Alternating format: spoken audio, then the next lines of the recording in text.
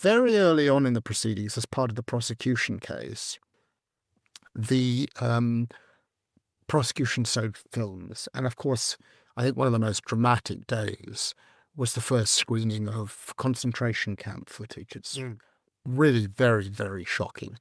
And that had a particular effect because the sort of propaganda value of the trial meant that although the room was darkened, the prosecution had installed large lights on the ceiling and switched these on whilst the defendants were watching the films of the concentration camps.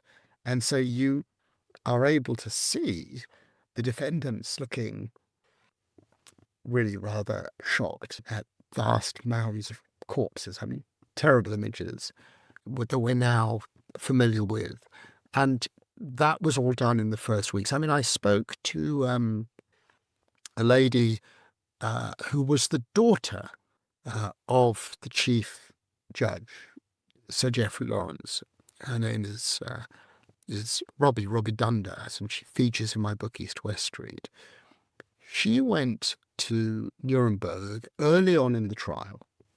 She stayed with her mum and dad, but she actually went because she worked at Bletchley Park. And she was sent to go and interview two of the defendants, Jodl and Keitel, about aspects of what they had known about certain intelligence things. She told me she never disclosed to the defendants that she interviewed who she was, that she was the daughter of the chief judge, so they never knew that. And after she'd done her work, she sat through the part of the trial where they showed the films, and she described it as really one of the most shocking days of her life. She also described the days they brought in as evidence, lampshades made out of human skin and soap made out of human bodies.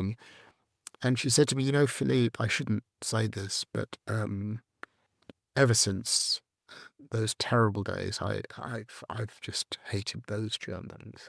And it obviously left a very, very deep mark